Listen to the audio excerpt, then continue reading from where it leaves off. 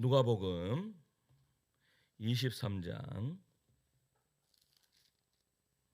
33절에서 34절 말씀까지 우리 같이 읽을까요? 시작.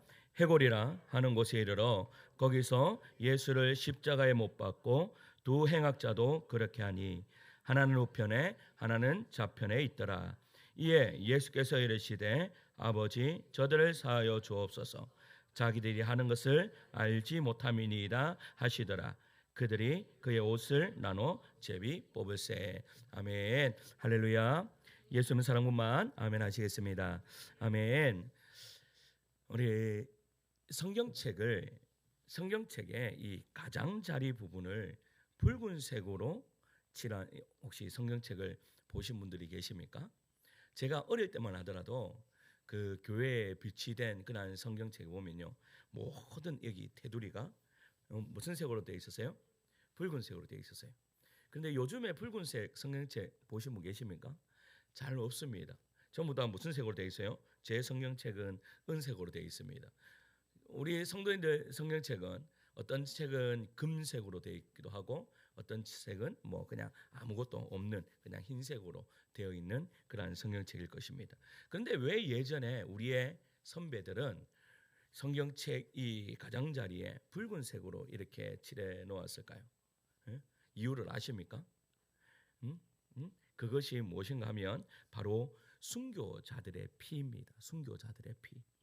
그리스도인들이 성경을 펴서 이 복음 진리에 접하는 순간에 자신에게까지 도달한 이 영광스러운 이 복음의 순교자들의 피 뿌리는 헌신이 없었다면 우리에게 이 성경책이 오지 않았을 것이라는 그런 의미로 우리 성경의 이 가장자리에 붉은색으로 그렇게 칠했다라고 그렇게 이야기를 합니다. 그러니까 여러분 성경책이 우리의 손에 이렇게 지어질 수 있다라는 이 자체가 바로 은혜임을 믿으시기를 축원합니다.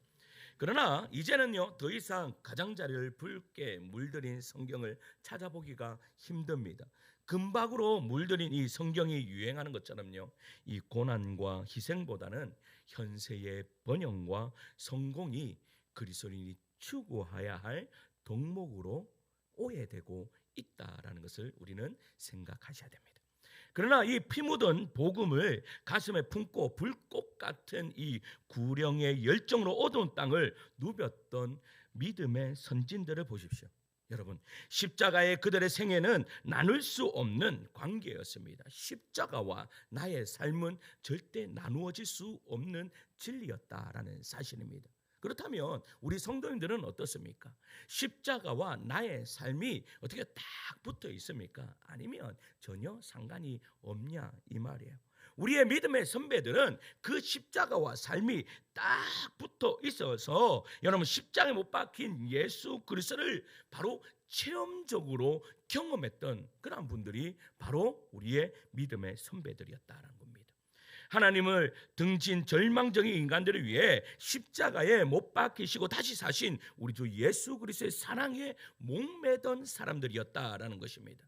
그들은요 믿지 않는 불신의 땅에 복음 전하는 자로 파송한 것은요 자신의 그 갸륵한 종교적인 결심 때문에 아니에요. 어떤 교회의 선교 프로그램 때문에 그렇게 한 것이 아닙니다. 여러분 그분들이 어떻게 목숨을 걸고 이 땅에 와서 복음을 전할 수 있었습니까? 그 이유는 다른 것이 아닙니다. 그 안에 그 선교사님들 안에 여러분 그 시뻘건 보혈의 능력을 경험했기 때문입니다. 할렐루야. 그 보혈의 은혜를 경험한 사람들이 어떻게 해요? 그 복음을 안고 이 땅에 왔다라는 사실이죠.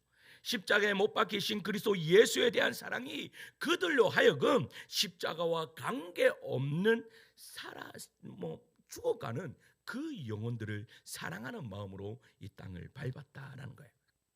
사랑하는 성도 여러분, 오늘 우리는요 십자가 아래에 다시 서야 합니다.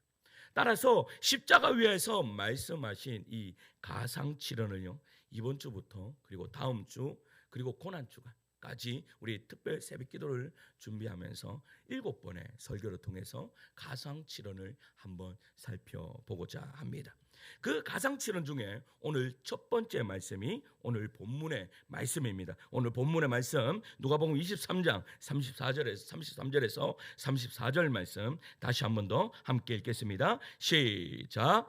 해골이라 하는 곳에 이르러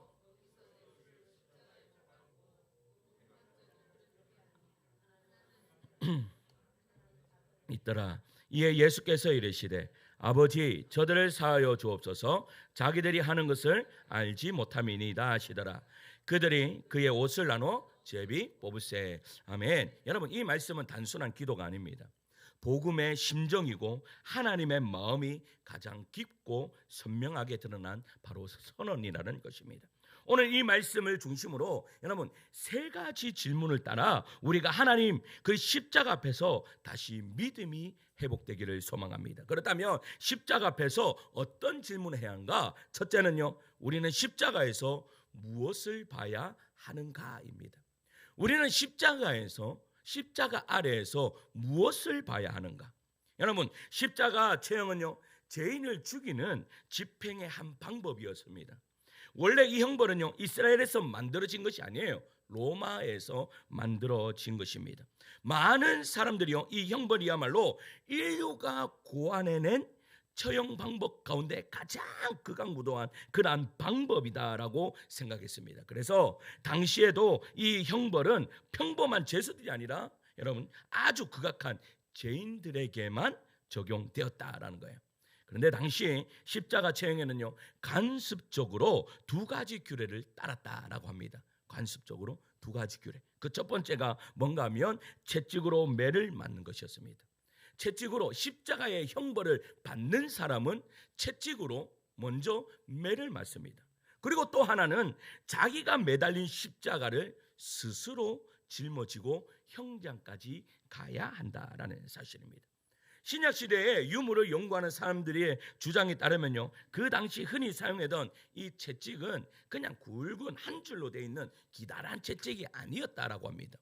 뭐 어떻게 해요? 가느다란 여러 가닥으로 이루어진 이 채찍에 뭐 동물의 뼈나 아니면 여러분 그 뾰족한 그러한 쇠붙이를 어떻게 해요? 감아서 그렇게 만들었다라고 합니다. 그러니까 이 채찍으로 한번 맞으면 그 채찍이 어떻게 해요? 살에 휘감고 그것을 잡아당겼을 때 이 살을 뜯어내지 않으면 그 채찍이 떨어지지 않았다라고 그렇게 이야기를 합니다. 이러한 고통스러운 채찍이 끝나면 처형될 죄수는요 십자가를 스스로 짊어지고 형장을 향해 갑니다. 예수님은요 누가복음 9장 23절에 이렇게 말씀하셨습니다. 우리 함께 읽습니다. 시작. 또 무리에게 이르시되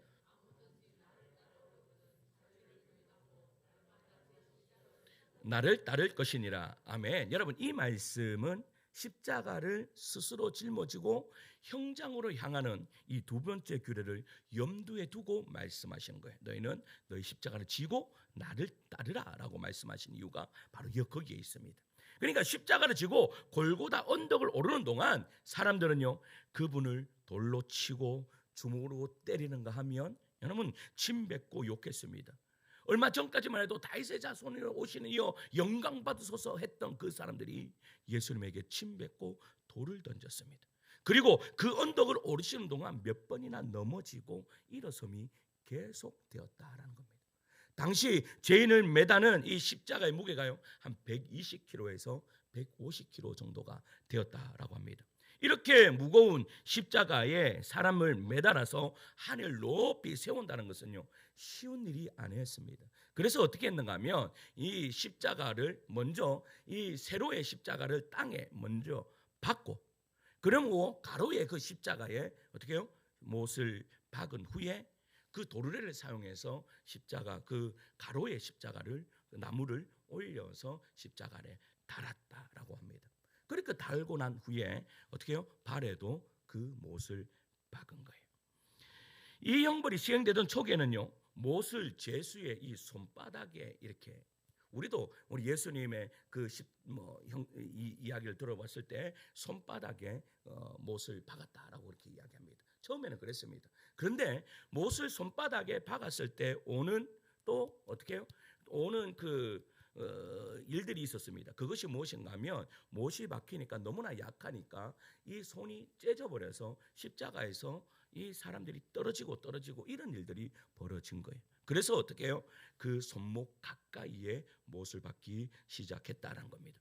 근데 이 손목 가까이에 못을 박으면 어떻게 되는 거예요? 여러분, 동맥이 지나가는 자리죠. 그러니까 모든 피를 다 쏟을 뿐이 없는 거예요. 더욱이 예수님의 머리에는요, 팔레스타인들의 커다란 가시로 만들어지. 제가 이스라엘 가니까요, 가시가 있어요. 가시나무가 있어요. 그 가시나무를 엮었는데 그 가시는요, 조금만 어떻게 해요? 이 손을 대어도 그냥 피가요, 그냥 철철철 나오는 거예요. 그러한 멸류관을 가시 멸류관으로 예수님께 씌웠다라는 겁니다. 그리고 팔레스타인의 뜨거운 땡볕 안에서 그렇게 예수님께서는 몸이 남아있던 피와 수분이 모두 빠져나가는 경험하며 서서히 죽어가고 계셨다라는 것이죠. 성도 여러분, 그런데 그걸 아십니까? 사실 십자가의 형벌의 잔인함은 못 박고 채찍에 맞는 것 이상의 고통이 있습니다. 그것이 무엇인가 하면 십자가에 매달려도 죽지 않는다라는 거기에 있습니다. 그러니까 매달린 죄수가요, 고통을 느낄 기력이 남아있는 한 죽을 때까지 모든 고통을 다 받게 하는 사형제도라는 이 십자가 형벌의 잔인함이, 여러분, 그럼 모든 그때 당시에 모든 사람들 다 인식했다라는 것입니다. 과다출혈과 탈수 상태가 되면 어떻게 되는 줄 아십니까? 여러분, 두통이 오게 됩니다. 제가 두통이 없었던 사람인데 요즘에 두통이 생겼습니다. 근데 그 어떤 사람들이요, 막 두통 때문에 막 고통, 막 힘들어하는 그런 친구들이 있더라고요. 우리 성도님들이 있더라고요. 뭐 두통 그게 뭐 그래 아프다고 이렇게 생각했습니다. 근데 제가 두통을 다 오고 보니까요, 그것만큼 또 힘든 게 없더라고요. 근데 이러한 탈수 증세와 이러한 것들이 있을 때 가장 고통스러운 것이 바로 두통이었다라고 합니다. 가히 막 완전 살을 찢기는 그 아픔보다 이 두통이 너무나 심했다라는 거예요. 그래서 제수들은 십자가에서 혼절했다가 깨어나고 깨어났다가 다시 혼절했다. 그래서 서서히 죽음을 맞이했다라는 겁니다. 십자가의 형벌의 고통이 이토록 끔찍한 것이었기 때문에 로마 당시에요, 로마 사람들은 십자가의 십자도 꺼내지 못하도록 했습니다. 왜냐하면 그것은 바로 저주받은 자들, 바로 정말로 자기들 안에서 너무나 이야기하고 싶지도 않고 보기도 싫은 그러한 형벌이었기 때문입니다. 그런데 성도 여러분, 왜 주님이 이 십자가를 지셨습니까? 왜 당하실 필요가 없으신 그분이 이 고통을 당하셨냐라는 거예요. 피할 수도 있었고 하지 않으셔도 되셨습니다. 그런데 왜 그러셨습니까? 이사야 53장 5절과 6절은 이렇게 말씀합니다. 우리 함께 읽을까요? 그가 찔림은 시작. 그가 찔림은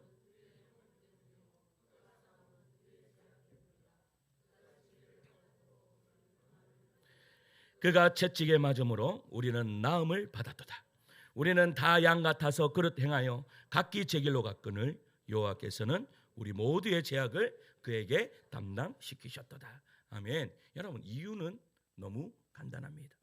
죄와 허물로 죽을 뿐이 없는 우리를 살리시기 위해서 십자가를 지셨습니다. 하나님과 우리 사이를 다시 이어주시기 위해 처절한 고난의 대가를 치르신 것입니다. 사랑하는 성도 여러분, 십자가는 단순한 형틀이나 체형의 도구가 아닙니다. 그 고통의 자리에서 우리는 무엇을 알게 되는가 하면 하나님의 본심을 알게 됩니다. 하나님의 마음을 깨닫게 되는 은혜의 역사가 이루어지는 것입니다.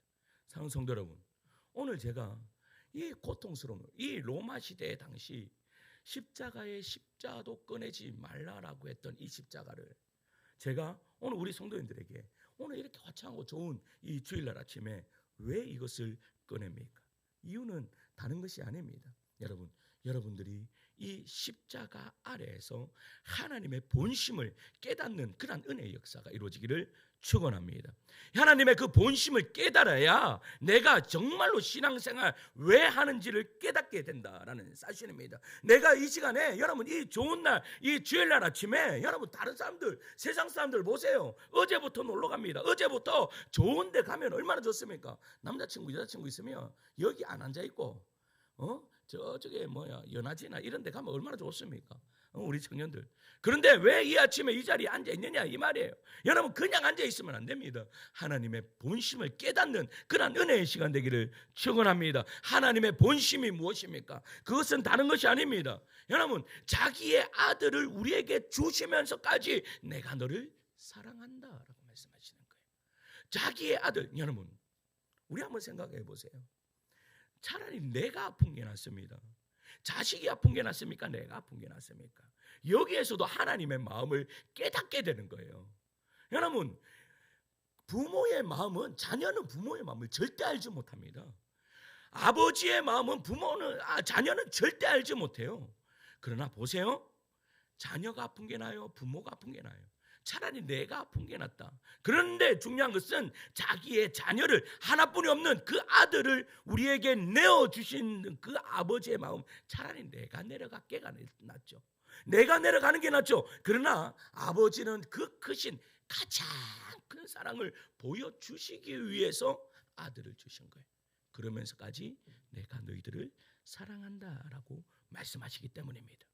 그런데 중요한 것은, 여기서 깨달아야 될 것은, 하나님은요 죄는 싫어하신다라는 사실입니다.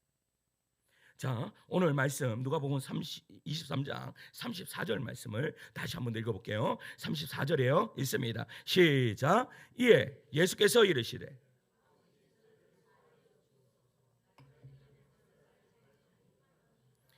아멘. 여러분 가상칠은, 그러니까 십자가에 못 박히셔서 우리 주님이 가장 먼저 말씀하신 것이, 아버지 저들을 어떻게 해달라고요? 사하여 주옵소서. 왜 가장 먼저? 여러분 우리 같으면 어떻게 할까요? 여러분 지금까지 예수님이 유대인들에게 하신 것이 무엇입니까? 유대인들에게 보여주신 것이 무엇입니까? 사랑입니다. 여러분 안전병을 일으켜주시고 그들에게 복음을 전하시면서 그들에게 여러분 평안을 선물하셨습니다. 그런데 돌아오는 것은 뭐였다고요? 침뱉음이었습니다. 돌아오는 것은 돌이었습니다. 돌아오는 것은 모욕이었습니다. 그런데 그들을 향해서 뭐라고 기도하시는 거예요? 주여 저들의 죄를 용서하여 주시옵소서. 왜 이렇게 기도하신 거예요? 여러분 이유는 다른 것이 아닙니다. 하나님은 죄를 미워하시기 때문입니다. 그러나 죄인은 사랑하십니다. 죄는 미워하십니다. 그러나 죄는 용서하십니다. 그 마음이 십자가에서 고스란히 드러난 거예요. 여러분 잘 아셔야 됩니다. 죄는요 그냥 덮어지는 게 아닙니다. 죄는요 그냥 덮는다고 덮어지는 것이 아닙니다. 죄를요 있는 그대로 덮어보십시오. 어떻게 됩니까? 여러분 더 나쁜 죄를 짓기 마련입니다. 우리 자녀들이요 쟤들이 저기 있어서 그런데 우리 시은이가 만들었습니다. 유치원만 가면 뭐를 하나씩 들고 오는 거예요. 그거 보니까 떨어진 것을 짚고 다니면서 들고 오는 거예요. 야, 처음에요. 이거 들고 오는 건 나쁜 거야. 들고 오지 마 했습니다. 근데요, 다음 날 되니까 또 들고 와요. 이제는 뭐를 들고 와요? 친구가 안 볼 때 친구 것도 한번 딱 들고 오는 거예요. 아빠가요, 제가요, 엄마하고 둘이 펑펑 울었습니다. 펑펑 울고, 시연아 그러면 안 돼.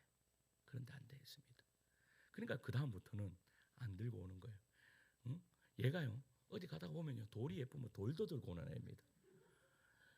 지나가다가 어떻게 해요? 풀이 있으면 풀도 들고 오는 애입니다.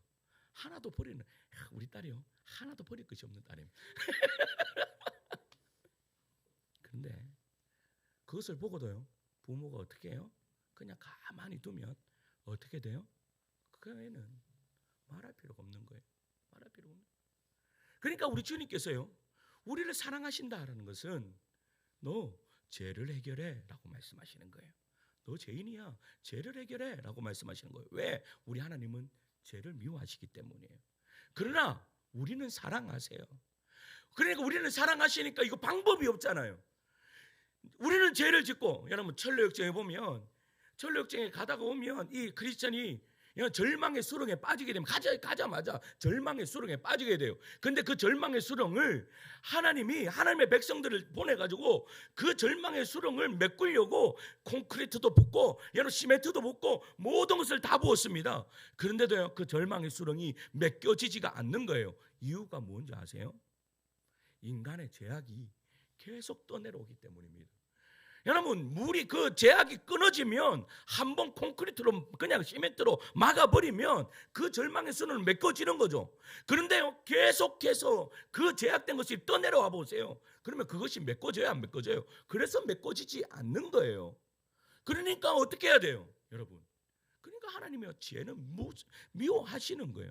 그러나 죄인은 사랑하시는 거죠. 그러니까 어떻게 하겠습니까? 그것을 연결하시기 위해서 그 하나뿐이 없는 자기의 아들을 보내주실 분이 없었다라는 사실이에요. 왜? 메꿀 수 없으니까. 그러면 어떻게 해요? 그 죄의 대가는 치러야 되니까. 왜? 우리 하나님은 공의의 하나님이시기 때문입니다. 죄는 미워하시기 때문입니다. 그러니까 그 죄의 대가를 어떻게 해요? 없이 하시기 위해서 오신 분이 우리 예수님입니다. 그 아버지 하나님의 마음을 이 시간에 깨닫는 우리 성도님들 되시기를 간절히 소망합니다. 성도 여러분, 그러면 그것을 알려면 어떻게 하셔야 되겠습니까? 십자가 아래에 서셔야 됩니다. 그 십자가 앞에 설 때에 하나님의 본심을 깨닫게 됩니다. 나는 정말 사랑하고 계신다는 것을 깨닫게 되는 거죠. 그리고 그 주님을 정말 사랑할 수 있게 되는 것입니다. 그리고 예수님 사랑합니다 라고 날마다 고백하는 우리 성도님들 되시기를 축원합니다.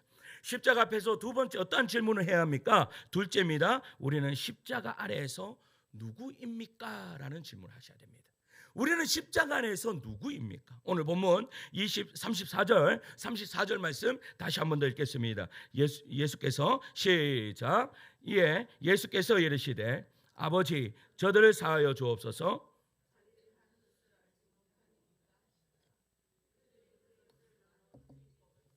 아멘. 여러분, 예수님께서는 십자가 위에서요, 저들을 용서하여 주옵소서라고 기도했습니다. 그렇다면 이 용서를 구하는 저들은 과연 누구입니까? 저들을 용서하여 주시옵소서라고 했는데, 이것은 단순히 한두 사람을 말하는 것이 아니에요. 이는 예수님을 죽음으로 몰고 간 모든 이들을 다 포함한다는 거예요. 그들 모두를 지금 주님은 품에 안으시고 하나님의 크신 자비로 여러분 용서해달라고 우리 주님이 기도하고 계시는 거예요. 먼저 우리는 생각할 수 있는 대상은요, 예수님을 십자가에 직접 못 박은 병사들입니다. 그런데 이 병사들은요, 알고 그런 짓을 했습니까? 모르고 그런 짓을 했습니까? 그냥 모르고 시키는 대로 했을 뿐입니다. 그렇다고 해서 이들이 죄가 없습니까? 아닙니다. 그들은 여러분 죄가 있습니다. 그들 또한 용서함을 받아야 되는 사람들입니다.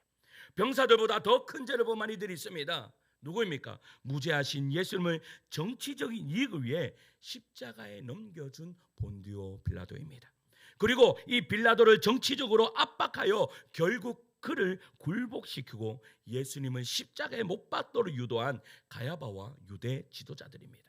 복음서를 피상적으로 읽으면요, 마치 이 본디오 빌라도는 아무 죄가 없이 그냥 예수님을 놓아주려고 애쓴 사람이다라고 그렇게 생각할 수 있습니다. 하지만 그렇지 않습니다.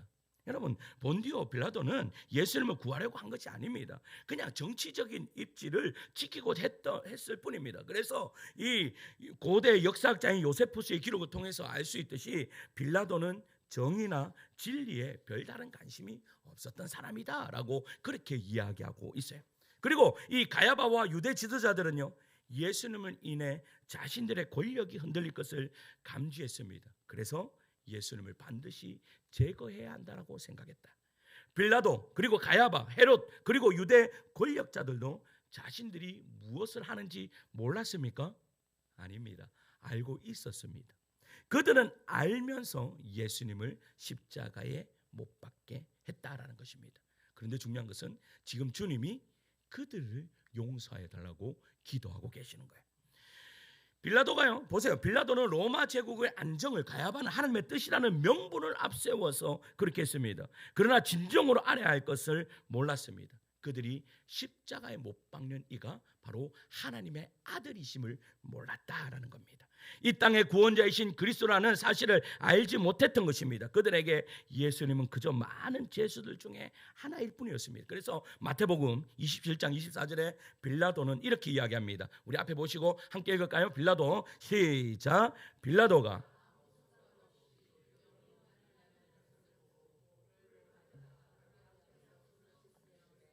이 사람의 피에 대하여 나는 무죄하니 너희가 당하라. 이 사람의 피에 대한 나는 무죄하니 너희가 당하라. 여러분, 그의 대답이 뭐예요? 그 피를 우리와 우리 자손에게 돌릴지어다라고 이 유대인들이 외쳤다라는 거예요. 여러분, 얼마나 무섭고 끔찍한 일입니까? 그러나 그때 그들은 그 말의 의미와 무게를요 전혀 알지 못했다라는 겁니다. 주님은 십자가 위에서 그런 그들을 위해 기도하셨습니다. 예수님, 하나님, 저들을 용서하여 주시옵소서. 그리고 또 어떤 사람들이 있습니까? 그들 가운데 예수님을 못 박으라고 외쳤던 무리들도 있었다라는 사실입니다. 그 무리들은요 아무것도 모르고 그냥 선동하는 데 대해서 그냥 따라갔습니다. 그냥 하라는 대로 했습니다. 무엇인지도 모르고 그냥 십자가에 못 박으라고 주변에서 말이 이야기해, 소리 질러 라고 했는 것에 대해서 그냥 소리 질렀을 뿐입니다. 그러나 이들도 죄인이다. 여러분, 예수님을 버려두고 도망쳤던 제자들, 그리고 죽음이 두려워 입을 다물고 사태를 갈망했던 저들도 모두가 포함되어 있다라는 사실입니다. 주님이 용서를 구하신 저들 안에는 또한 마지막으로 누구까지 있을까요? 바로 우리도 포함되어 있다라는 사실입니다. 그렇기 때문에 나 역시 저들 중 하나입니다. 여러분, 영적인 관점에서 보면 예수님을 십자가에 못 박은 이들은요 단지 한 시대의 개인들이 아닙니다. 여러분, 그냥 유대인들, 그냥 그 변디오 빌라도, 그리고 어떻게 해요, 그 제사장들, 그냥 그들을 한 사람이다라고 절대 치부하면 안 됩니다. 그들은요 인류의 대표자들이었습니다. 그들은 인류의 대표자들이었기 때문에 인간들이 누구를 못 박았는 거예요? 예수님을 십자가에 못 박았다라는 사실입니다. 인류의 모든 죄가 누적되어서 하나님의 아들을 죽음으로 몰아넣은 거예요. 그러므로 예수님을 죽게 한 그 죄는요 특정한 시대와 개인만의 문제가 아닙니다. 만약 예수님께서요 오늘 이 시대에 오셨다면 우리가요 어쩌면 그 자리에 있는 거예요. 예수님을 못 박으라고 소리치는 그 군중에 있을 수도 있고, 어떤 사람은요 주동자가 되어서 예수님을 못 박는 자도 있을 것입니다.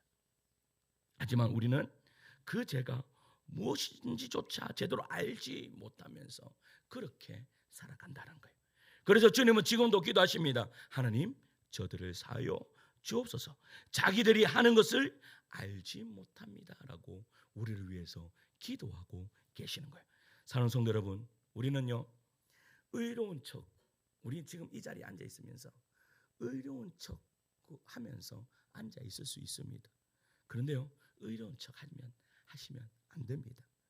그냥 여러분 있는 모습 그대로 여러분들 모습으로 하나님 앞에 나가기를 소망합니다. 나를 십자가 앞에 세워야 합니다. 나를 십자가 앞에 세우면 우리는요 우리의 실체가 금방 드러납니다. 나는 누구입니까? 죄인입니다. 두렵고 떨림으로 이 자리에 앉아 있어야 합니다. 마치 세리의 기도처럼 말입니다. 여러분, 누가복음 18장 13절에는 이렇게 세리가 기도합니다. 한번 같이 읽을까요? 읽습니다. 누가복음 18장 13절입니다. 읽습니다. 시작. 세리는 멀리 서서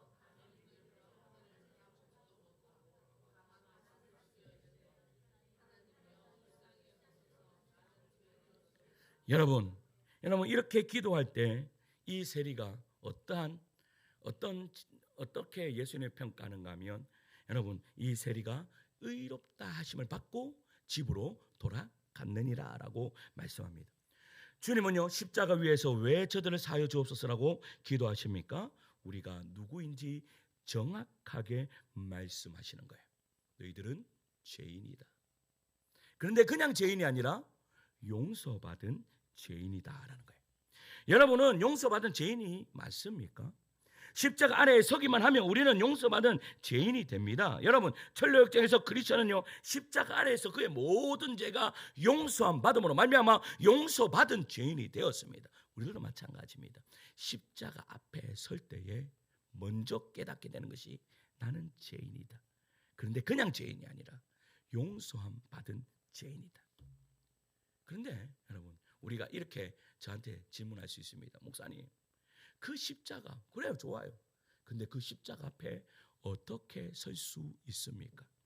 나도 십자가 경험하고 싶습니다. 2000년 전에 그 시뻘건 십자가가 나의 십자가 되기를 원합니다. 그런데 목사님 어떻게 써야 됩니까? 여러분, 그에 대한 여러분 존 웨슬리의 시가 한 편 있습니다. 한번 시를 읽어드리도록 하겠습니다. 이 존 웨슬리 목사님의 시인데요, 한번 들어보세요. 산은 옮길 수 있고 산을 평지로 만들 수 있는 믿음을 제게 주소서. 주의 집을 다시 짓고 싶어 견딜 수 없는 기도의 열망이 넘치는 사랑을 제게 주소서. 주의 사랑을 내 마음에 부으사 내 속량받은 영혼이 사로잡히게 하소서. 기한 시간 내어 나는 이 목적만을 위해 살기 원하나이다. 아직 내 구주 모르는 자들을 위해 그 모든 시간도 쓰기를 원하나이다. 주님이 내게 주신 사명이 이것이니 주의 사랑만 전파하고 전파하리이다. 주여, 내 재능과 은사와 은혜 모두 다 당신께 드리나이다. 오직 주의 말씀 전하며 주의 영광만 바라며 살게 하소서. 나의 모든 성결한 삶은 죄인된 친구를 변화시키는 데 쓰이게 하소서. 하나님의 무한한 사랑으로 내 마음 넓게 해주신 그것으로 불꽃이 일어 가득 차게 하소서. 내 있는 힘 다 기울여 당신의 열심히 그들을 사랑하며 당신의 문으로 인도하겠나이다. 목자 되신 주님이 위하여 죽으신 양들을 위해라고 되어 있습니다. 무슨 말을 하고 있습니까? 내가 최선을 다하여 지금 예수님을 전하겠습니다. 사도 바울은 그래서 뭐라고 이야기하는가 하면 나는 십자가만 자랑하노라라고 했습니다. 여러분, 십자가를 경험하기를 원하십니까? 여러분, 십자가 앞에서 여러분 정말로 펄펄 타오르는 그런 신앙인이 되기를 원하십니까? 이 자리에 앉아 있어서 말씀만 듣는다고 그것이 그렇게 되는 것이 아닙니다. 여러분, 40년, 50년, 60년, 70년 믿어도 그냥 어떻게 해요? 별로 뜨겁지 않는 그런 분들이 있습니다. 그러면서 이렇게 이야기를 하죠. 목사님, 어떻게 해야지 뜨거워집니까? 라고 합니다. 근데 뜨거워질 수 있는 비결이 바로 존 웨슬리 목사님의 이 기도 시입니다. 무슨 말입니까? 나아가십시오. 나아가서 이 십자가를 자랑하십시오. 내 입술을 열어서 예수를 알지 못하는 사람에게 예수를 증거하십시오. 그때요, 이 붉은 십자가가 실체로 나에게 다가오는 은혜의 역사가 이루어질 줄 믿습니다. 왜 내 신앙이 어떻게 해요? 그냥 잔잔합니까? 입술로 토하지 않기 때문입니다. 내 안에 열정이 일어나지 않기 때문입니다. 그런데 내가 나아가서 여러분 정말로 십자가를 전해보세요. 그러면서 여러분 한번 침뱉음을 당해보세요. 저도요, 그것이 얼마나 두려운지 모릅니다. 저도요, 나아가서 예수님을 이야기한다 하는 것이 너무나 두렵습니다. 예전에 우리 청년들하고 요 앞에 나가서 복음을 전한다고 우리 이 상망중앙아파트 딱 갔습니다. 가가지고 전도지를 나갔는데 입술이 열리지가 않아요. 우리 청년들한테 야 빨리 가 했더니 우리 청년들 입술이 열리지 않아요. 가서 하면서 이렇게 해요. 그런데요, 하루가 지나고 이틀이 지나요. 다음 주 돼요. 이제는 하늘다운께서 왔습니다가 입술이 열려요. 그런데 그러한 입술이요, 내 삶에서 누구에게요? 내 옆에 있는 가장 친한 사람, 내 가장 친한 사람에게 그 이야기를 해보세요. 그러면요, 여러분들의 가슴이 막 불불불 타오르는 은혜를 경험하게 될 것입니다. 마지막으로 세 번째는 어떠한 질문을 해야 됩니까? 셋째, 우리는 십자가로부터 어떻게 살아야 합니까? 입니다. 우리는 십자가에서 어떻게 살아야 합니까? 여러분, 십자가 위에서 예수님께서 드리신 첫 번째 기도는 단순히 용서의 기도를 넘어 우리 모두에게 삶의 방향과 태도를 제시해 주는 모범 기도입니다. 이 기도는 예수님이 가르치시고 살아내신 삶의 핵심을 압축한 결정체입니다. 예수님은 율법과 선지자들의 모든 가르침이 사랑에 달려 있다라고 말씀합니다. 그러나 그 사랑은 이웃이라는 좁은 범위에 갇혀 있지 않습니다. 오히려 누구까지 사랑하라고 이야기합니까? 원수까지 사랑하라라고 말씀합니다. 지금 여러분 십자가 아래에 있던 십자가를 못 박는 사람들, 그리고 군병들, 어떻게 보면 예수님 앞에 모두가 다 원수입니다. 다 원수예요. 그런데 주님은 지금 주여 저들을 용서하여 주시옵소서. 저들이 하는 것이 무엇인지 알지 못합니다. 주님은요 어떻게 해요? 그 원수까지 사랑하면서 우리에게 그 모범을 보여주셨습니다. 그러면서 우리에게 이야기합니다. 용서하라고요. 여러분, 근데 용서가 쉽습니까? 어렵습니까? 이 용서만큼 어려운 것이 없습니다. 그러니까 용서란 단순히 상처를 잊는 것이 아닙니다. 내가 받은 상처를 되갚지 않기로 결단하는 것이죠. 한 걸음 더 나아가 그 사람을 사랑하는 것이 진정한 용서입니다. 마음에 난 상처를 안고서 결코 온전한 용서에 이를 수 없습니다. 그 상처가 하나님께로부터 치유될 때에 비로소 우리는 용서하고 사랑할 수 있는 힘을 얻게 되는 것이죠. 예수님은요 수많은 상처를 받으셨습니다. 거부당하는 상처, 무시당하는 상처, 소롱과 모욕, 고문과 학대, 버림받은 아픔까지 그분의 마음에는 수없이 겹겹이 쌓인 상처들이 있었다라는 사실이죠. 그런데 놀라운 것은요 그 모든 상처가 분노로 이어지지 않았다라는 사실입니다. 왜일까요? 이유가 뭘까요? 다른 것이 아닙니다. 성부 하나님께 치료함을 받았기 때문입니다. 그분은 그 상처가 인류 구원을 위한 거룩한 희생임을 아셨기 때문입니다. 억지로 참고 억누른 용서가 아니라 마음 깊숙한 곳에서 우러나온 사랑의 힘으로 용서하셨다라는 것이죠. 우리는 흔히 용서를 이야기할 때요 상대방의 태도를 먼저 봅니다. 상처를 준 사람이 뉘우치고 사과해야 겨우 뭐합니까? 용서를 고려합니다. 그러나 주님의 용서는요 전혀 다릅니다. 용서는 여전히 회개하지 않고 자신이 무슨 죄를 잘못했는지도 모르는 이들을 그냥 용서하는 거예요. 사랑하는 성도 여러분, 진정한 치유는요 사람에게서 오는 것이 아닙니다. 진정한 치유는 누구로부터 옵니까? 하나님께로부터 옵니다. 하나님이 치유하시면 그 사람이 나에게 사과하지 않아도, 회개하지 않아도, 자신이 무엇을 잘못했는지도 몰라도 우리는 용서할 수 있다라는 겁니다. 그것이 바로 주님께서 우리에게 보여주신 용서이며 우리가 이웃을 향한 실천해야 할 용서인 것입니다. 이것이 성경에 나와 있는 모범답입니다. 모범답입니다. 그런데 사랑하는 성도 여러분, 한번 생각해 보십시오. 원수 같은 사람을 정말로 용서할 수 있습니까? 한번 손 한번 들으시라고 하는데 마음의 손을 한번 들어보세요. 지금 원수 같은 사람이 있습니까? 여러분들의 삶에 정말로 나를 핍박하는 그런 사람이 있습니까? 한번 생각해 보세요. 그 사람을 용서할 수 있습니까? 여러분 그러한 실력은요 우리에게는 솔직히 말하면 없습니다. 우리 성도님들이 저한테 이렇게 물어볼 수 있습니다. 목사님은 용서할 수 있습니까? 저도 못합니다. 여러분 그러한 실력은요 목사인 저도 없고 우리 성도님 여러분들도 없습니다. 아까까지 이야기했던 것은 예수님이 말씀하셨던 모범답입니다. 그 모범답을 향해서 우리가 나아가는 거죠. 그러나 예수님은요 우리를 너무나 잘 아십니다. 우리가 용서 못할 건 너무나 잘 아십니다. 그러면 어떻게 해야 됩니까? 용서도 안 되고 용서할 만한 우리의 마음도 안 돼. 아무것도 없는데 그러면 지금 제가 자포자기하고 그냥 뭐 그렇게 살아가세요 라고 이야기하는 거예요. 나는 상처받은 사람이고 나는 더 이상 상처받기 싫기 때문에 사람들을 밀어내고 그렇게 살아가라라고 이야기하고 있는 것입니까? 여러분 사람들을 내가 상처받았다고 상처받지 않기 위해서 사람들을 밀어내면 밀어낼수록 우리는 더 어디로 들어간 줄 아세요? 더 동굴로 들어갑니다. 더 사람을 만날 수가 없다라는 거예요.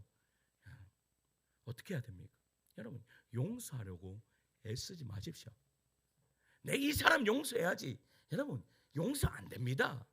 그 기도할 때는 용서가 조금 될 수 있습니다. 하나님이 은혜 주시면 교회 안에서는 내가 하나님 은혜 주시고 또 오늘 목사님 말씀하시니까 막 가슴이 뜨끔뜨끔하면서 그래 그 사람 용서해야지. 저도 그런 마음 엄청 많이 가집니다. 요 자리에 앉아서 기도하잖아요. 저한테도 여러분 가시가 있겠습니까? 없겠습니까? 나를 이야기하는 사람 있겠습니까? 없겠습니까? 막 안 들릴 것 같죠? 다 들립니다. 저가 저 싫어한다 하는 사람요 안 들릴 것 같아서 막 오방팔방 가서 이야기 다 하잖아요. 그런데 그 중요한 것은 그게요, 돌고 돌아서 제 귀에 다 들어올까 안 들어올까요? 참 신기합니다. 이게 사단입니다. 여러분, 이게 사단이에요. 왜? 사단이 하는 짓이 뭐예요? 사람들을 이간질하고 여러분 용서하지 못하게 하고 여러분 우리를 어떻게 완전 저 지하 20층까지 어떻게 내리꽂게 만드는 것이 사단입니다. 그렇기 때문에 우리가 그러한 입술을 터뜨렸을 때 그것은 내 귀에 들려와야 됩니다. 그리고 들려올 수뿐이 없도록 사단은 그렇게 만든다라는 거예요. 여러분 남편이 미워서 여러분 이 남편은 다른 사람한테 가가지고 아무한테도 야 우리 남편이 있잖아 하면 그게 내 남편한테 들어가요 안 들어가요? 저한테 이야기하면 안 들어갑니다. 여러분 들어가요. 왜? 사단은 너무나 잘 알기 때문이에요. 저한테도 다 들어와요. 그러면요 용서하는 마음이 살짝 올라왔다가 그 용서하는 마음이 어떻게 돼요? 다시 내려가요. 다시. 그래 네가 그랬지? 그러다가 다시 하나 배우면 다시 조금 올라와요. 그러다가 또 들려요 안 들려요?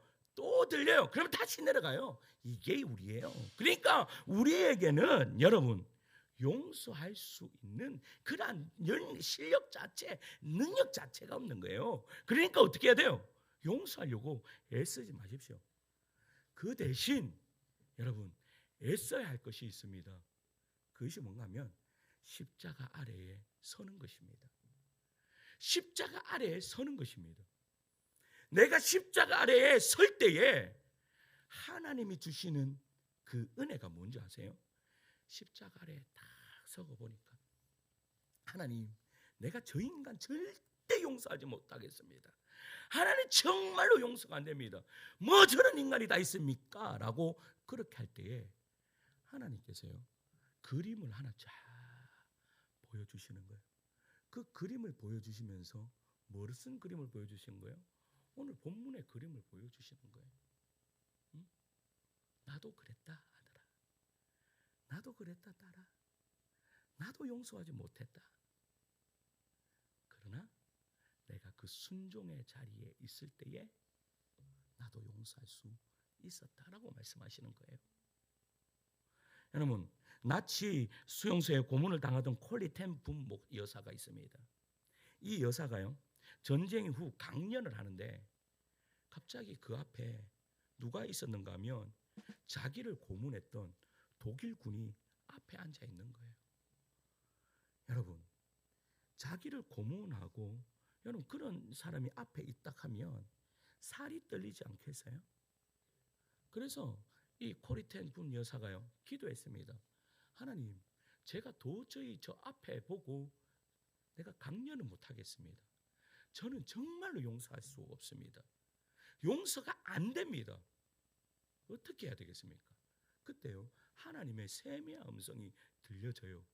뭐라고 주님이 말씀하시는가 하면 내가 십자가에서 너를 위해 그를 용서하였다.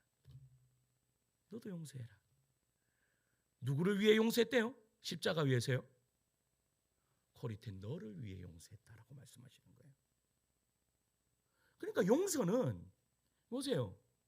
안 돼요. 그런데 주님의 이 음성이 들리면 십자가 앞에 서면 그를 왜 용서해야 되느냐? 나는 그 사람을 용서하는 것이 목적이 아니라 네가 회복되는 것을 보기를 원한다라는 거예요. 할렐루야. 그럼 뭐 주 목적이 뭐예요?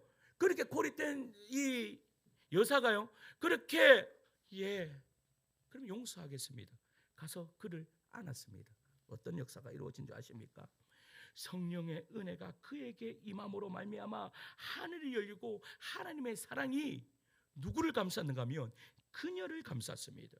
그녀를 감싸고 그 안에 있는 모든 상처와 모든 아픔이 순식간에 떠내려가는 은혜의 역사가 이루어졌습니다. 할렐루야. 그러면 어떻게 됐어요? 그 코리텐 여사에 가지고 있었던 이 정말로 여러분 저 구석에 있었던 그 상처가 치유되면서 그때부터 그는 진정한 하나님 나라를 이루며 살아갔다라는 사실입니다. 사랑하는 성도 여러분, 말씀을 맺겠습니다. 십자가는요 머물러 있는 장소가 아닙니다.